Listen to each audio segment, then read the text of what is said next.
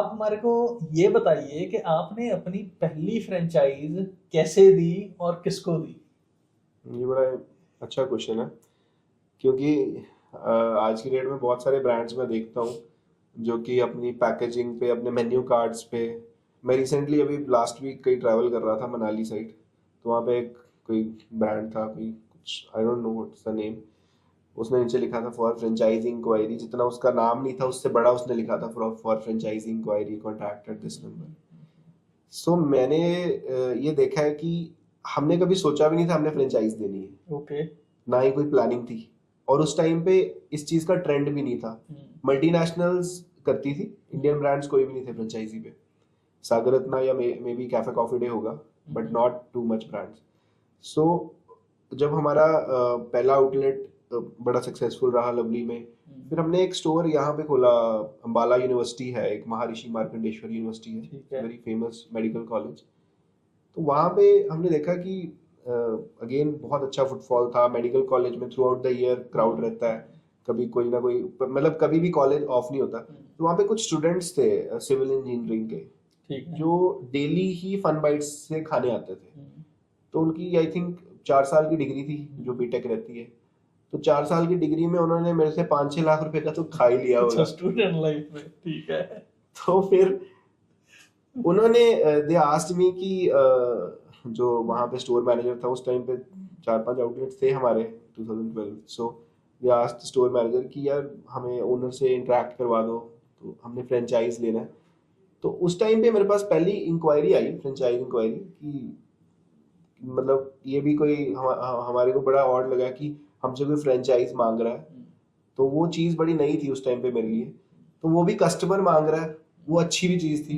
बड़ी खुशी हुई कि 4 साल एक मेरा लॉयल कस्टमर है। ऑलरेडी ट्रस्ट करते हैं आपके ऊपर। आज भी अगर मेरे पास कोई फ्रेंचाइज इंक्वायरी आती है तो मेरा पहला क्वेश्चन यही रहता है, आपने ट्राई किया है हमारा फूड? बिकॉज अगर हम उसको टेस्ट कर चुके हैं, ट्राई कर चुके हैं, तो हम बेच सकते हैं उस प्रोडक्ट को। सो उस बंदे ने मेरे से पहली बार इंक्वायरी की, देन मुझे पूरा का पूरा ये चैप्टर अंडरस्टैंड करना पड़ा। मेरे को कंसल्टेंट लीगल एडवाइजर हायर करना पड़ा। सो मैंने इस चीज को पूरा एक मॉडल, मैंने कहा मेरे को 6 महीने दे तो मैं तेरे को फ्रेंचाइज दूंगा जरूर, बट आई नीड 6 मंथ्स। तो आपने दी उसको? हाँ, वो मेरा आज तक he is like top most franchise. Okay. और कहाँ पे है ये? This is Jammu location. Jammu. या सो वो फर्स्ट आउटलेट था, प्राइम एरिया था गांधीनगर। एंड जो उस बंदे ने जब जितनी शिद्दत से उसने फ्रेंचाइज मांगी, उतनी शिद्दत से ही उसने आज तक स्टोर चला रहा है। And now he owns multiple Fun Bites, बहुत सारे Fun Bites he owns. And he is earning more than 5-7 lakhs per month. So he is happy. And उस टाइम पे वो स्टूडेंट था, आज he is married and blessed with a baby. So मेरे लिए ये जो स्टोरीज है, ये जर्नीज है, ये बड़ी जरूरी है कि मेरे साथ कोई जुड़ रहा है, वो बंदा प्रॉफिटेबल होना चाहिए। वो बंदा पहले मेरे को दिखना चाहिए उस लेवल पे मेहनत कर सकता है जिस लेवल पे हमने करी है। जो जुगाड़ू को बोलते हैं ना इंग्लिश में, फ्रुगल। फ्रुगल बड़ा जरूरी है साढ़े लिए ना बंदा, क्योंकि इंडिया में सबसे ज्यादा जुगाड़ ही चलता है। ठीक। तो आई रिमेम्बर उस टाइम पे हमारा कोई लॉजिस्टिक चैनल भी नहीं होता था when we open in Jammu. तो पहला क्वेश्चन तो यही था, 400 किलोमीटर दूर स्टॉक जाएगा कैसे। बड़े जुगाड़ लगाए, आइस बॉक्सेस लिए, देखा कि कौन सी बसेस जाती हैं उस ट्रैक पे, उन बसेस के साथ टाई अप किया। उसमें डब्बों में ड्राई आइस डालते थे। ड्राई आइस मिलती है मार्केट में, तो ताकि टेम्परेचर प्रोडक्ट का सस्टेन कर सके। उस टाइम कोई रेफ्रिजरेटेड व्हीकल्स नहीं थे हमारे पास, ना ही हायर करने की कैपेसिटी थी। सो किसी ना किसी तरह किया, क्योंकि डिसीजन ले लिया था। चाहे अपनी गाड़ी में क्यों ना माल छोड़ने जाना पड़े, पर करना है। ठीक है। और शुरू में 1-2 बार गया भी हूँ मैं अपनी गाड़ी पे, 400 kilometre up 400 kilometre down, same day, just to deliver the stock as a delivery boy.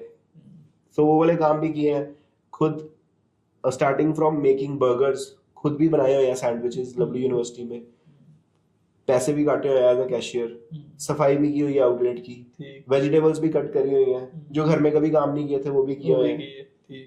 तो घर वालों का यही ताना होता था जब बिजनेस स्टार्ट किया कि तू तो चाय भी नहीं बनाता, तू ये हलवाइयों वाले काम में क्यों घुस रहा है। ठीक है। सो वो भी एक कह सकते हो आपकी पॉजिटिव क्रिटिसिज्म थी।